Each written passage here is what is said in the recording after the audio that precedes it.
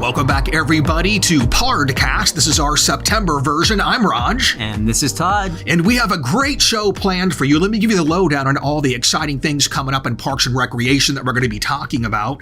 We're going to talk about all of our upcoming fall special events. You're not going to want to miss any of them. They're spectacular. We're also going to talk about our fall, winter, spring program guide that you should have got a copy of in Community Impact newspaper. We're going to be talking about Rockin' River as well and the final hours that are happening there. We're going to talk about athletics, air programming, and so much more. So let's go ahead and get started with special events. You're not going to want to miss any of our fall events. First up is Friday Fun Nights at Yonders Point. That's our very popular series at Yonders Point in Old Settlers Park. Our next theme is really cool. It's Fiesta de Noche, and that's coming up on Friday, September 9th from 6:30 to 8:30, a little bit earlier this time because of the time changing. It's going to be a great event. We're going to have Ballet Folklorico perform. We're also going to be doing a Movies in the Park featuring the family movie Coco, which matches the theme. We have all sorts of other activities happening as well. You're not going to want to miss that event. And we have another real touching event coming up at Yonders Point. This is going to be done at the Flag Plaza. It's going to be a 9/11 memorial.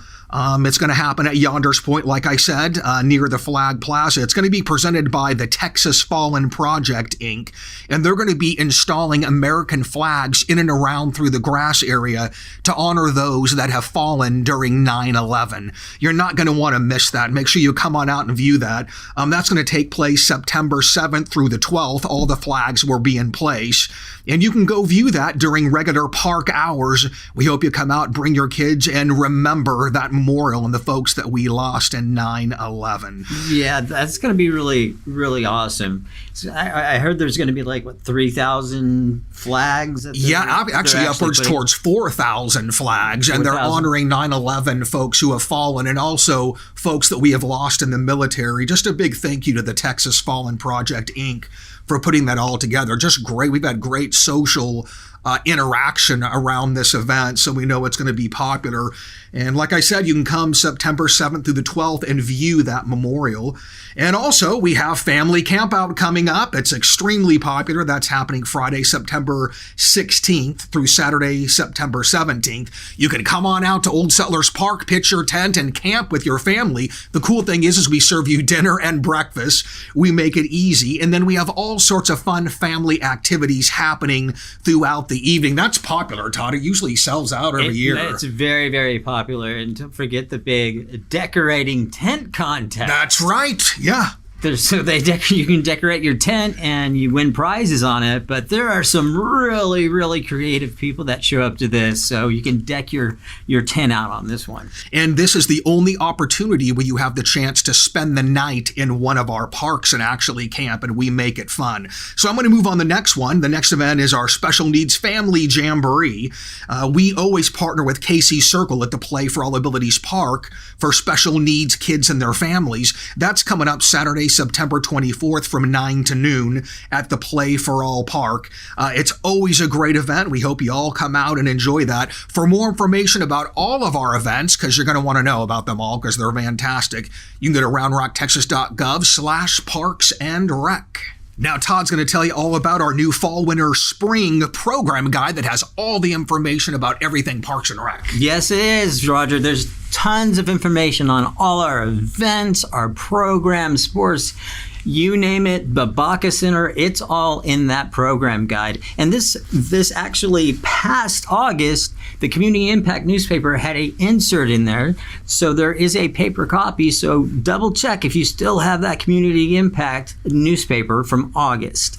Check it out in there. If you would like, you can also go to roundrockrecreation.com, and there's a virtual one that you can visit and look at online, and you can also download that. Yeah, so we make it easy to connect with us and figure out everything Parks and Rec. Yes. Now, Todd, tell them about Rockin' River. We have one more 3-day weekend, and that'll be your last chance until we open up next summer. Tell them about it, Todd. That's right. This is the official last weekend for Rockin' River, and it has been a great summer. And we're going to go out with a big bang, and we want just everybody to come on out. We'll be open for 3 days. You can get the operating hours online at roundrocktexas.gov/river. We'll see you all there. Now, I'm going to tell you a little bit about our athletics programs. Registration is open for fall-winter for adult men's and co-rec softball and youth basketball. You can find more information about that at roundrockrecreation.com or teamsideline.com/roundrock. We have an incredible athletics department here, and if you haven't engaged with us, we give you the invite right now to go online and register. We just have great programs. We also have fantastic adaptive and inclusive recreation programs, and we have a lot going on for September. There's art classes, cooking classes, all abilities fitness, yoga, adaptive football, sports clinics, power soccer, and so much more. We are so proud of our AIR programming and want all of our children and family members out there to take part in it.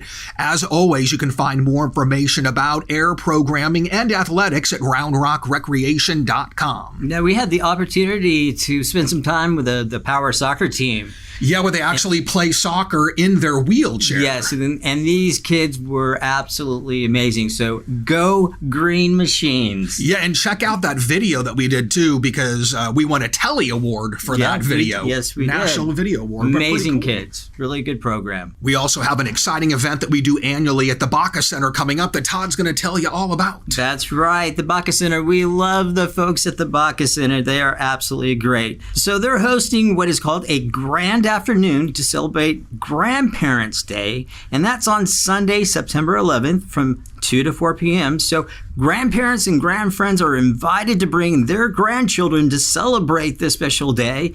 And the afternoon's full of crafts, entertainment, refreshments, and so much more.